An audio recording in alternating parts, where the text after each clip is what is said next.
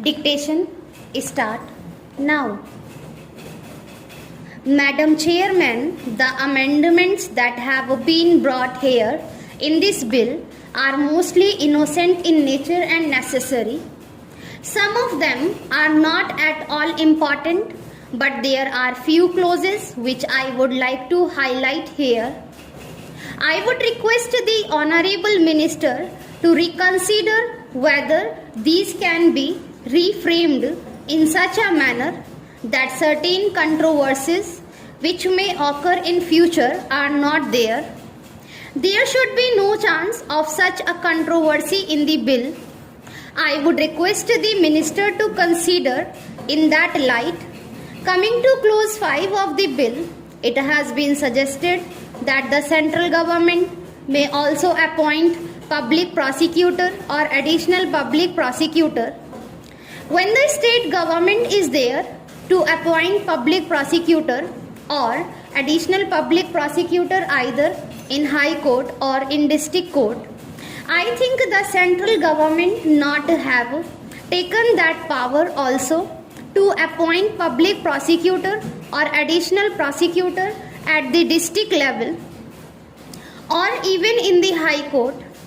They could appoint them through the state machinery only if there are two sets of public prosecutors in a particular court, one for the central government and the other for the state governments holding two different views. Then there will be some confusion.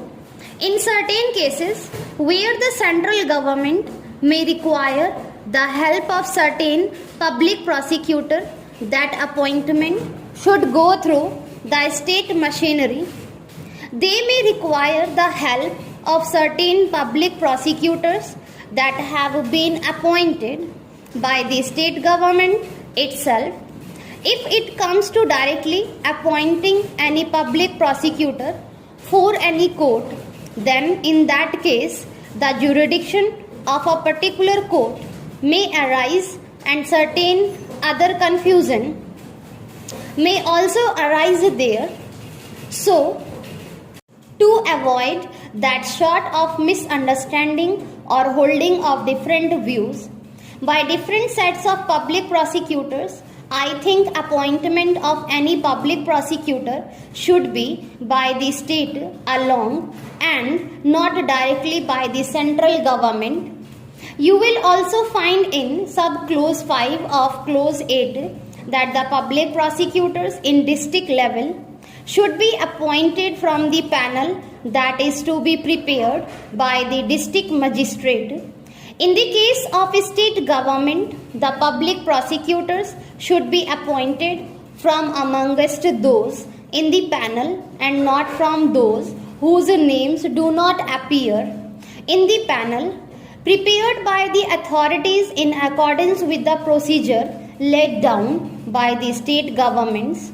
In case of central government, there is no such obligation like the state government for appointment of public prosecutor from the panel. The central government may appoint anybody from outside or inside the panel. In that case, I would request the minister to consider that the standard is maintained. Otherwise, arbitration will arise and unnecessarily the advocates will try to earn the favor of certain officers. Even though the name is not in the panel, they will get the appointment of that person as a public prosecutor in the district level. So, the obligation should not be there in the case of central government also to appoint the public prosecutor from amongst the names appearing in the panel and not from those outside the panel. Then I come to the provision regarding extension of the detention period of the under trial prisoner from 60 days to 90 days.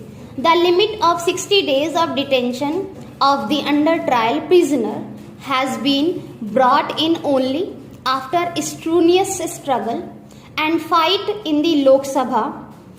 The government was not initially willing to accept this limitation of the detention period of the under trial prisoner. Many honorable members fought for this, and then only the government came forward and agreed that there should be a certain limit of 60 days for the detention of the under trial prisoner. Now what is happening in this bill? The police officer never care for completing the investigation within a certain specified period. They go on getting extension of time for the detention of the accused in the court. The under trial prisoner does not know when and in which way actually his case will be dealt with, whether it will be adjudicated or how the case will be finalized. All that is not certain, and the police officers, I said, do not care to complete the investigation within a specified period. That is why in the last Lok Sabha views were expressed that police officers should be called upon to complete the investigation within a particular and specified period. If you go on allowing them unlimited time, then in that case police officers will not exhibit responsibility and they will not behave in such way as to fulfill their own obligations, and they will discharge their own responsibilities. That way this will again give them a handle.